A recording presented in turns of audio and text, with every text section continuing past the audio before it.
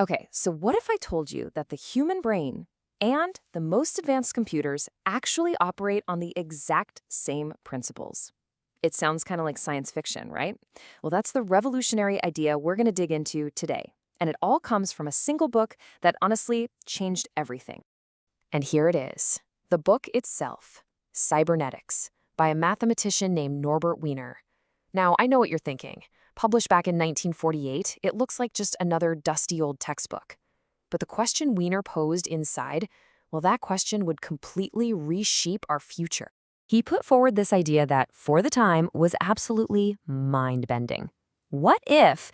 What if there was a universal set of rules, a single logic for control and communication that governed both a living, breathing animal's nervous system and a complex, whirring machine? Think about that for a second. So, to really get how big of a deal this was, you gotta understand the world Wiener was living in. He looked around at the scientific community and saw a huge problem. It wasn't one big conversation, it was a bunch of tiny, isolated islands, a science of silos. And this was driving Wiener crazy. He saw science splintering into all these super specialized fields. He was convinced that the most exciting, the most fruitful discoveries were hiding in what he called the no man's lands, the gaps between the official disciplines. But nobody was looking there. Everyone was just stuck in their own lane. He actually described it perfectly. Imagine this. You've got a physiologist who can't explain their problem in a way a mathematician can understand. And then you've got the mathematician who comes up with these brilliant equations that the biologist can't use at all. They were literally speaking different languages. And because of that, progress was just grinding to a halt. But then something huge happened that was about to force them all into the same room. And that huge event, the thing that would just shatter these scientific silos and force everyone to work together, yeah, that was World War II. All of a sudden, those abstract academic boundaries, they meant nothing. The war created these urgent life-or-death problems, and no single expert could solve them alone. It literally yanked mathematicians, engineers, and physiologists out of their comfort zones, threw them together, and said, figure this out. And failure? Not an option.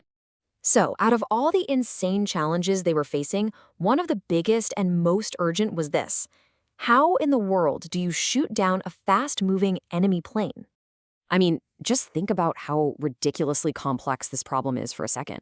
The plane is moving so fast, you can't aim where it is right now. You have to aim where it's gonna be.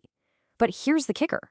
Your target isn't just some dumb rock flying through the air. It's being controlled by a human pilot who is actively, desperately trying to outsmart you. And that is what made this problem so wild. This wasn't just a physics equation anymore. To build a system that actually worked, you had to create a machine that could predict what a human being would do under incredible stress. You basically had to build a machine that could think like a person. Now, at the very same time, Wiener was working on another big idea, the theory behind super-fast automated computers. It was a totally separate project, but think about it. It was also about automating a human function, right?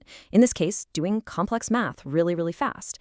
And these two ideas, predicting a human pilot and replacing a human calculator, they were on a collision course.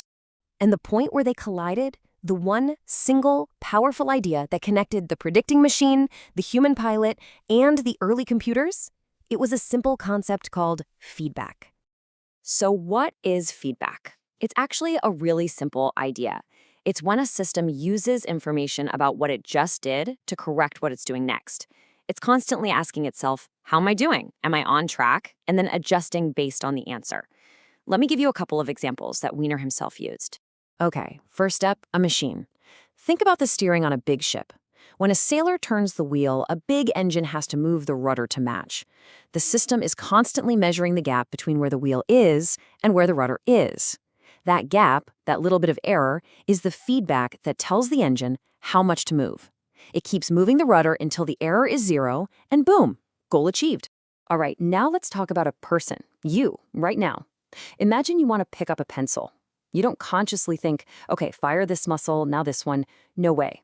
Your brain just uses your eyes to see the distance between your hand and the pencil. That distance, that's the error. That information is fed back into your nervous system, which tells your muscles, close the gap, until the error is zero and you've got the pencil in your hand. And this was the huge aha moment. The mechanical steering engine on the ship and your own human nervous system, they were both using the exact same logical principle, feedback, to hit a target. They were, in a very real way, speaking the same language.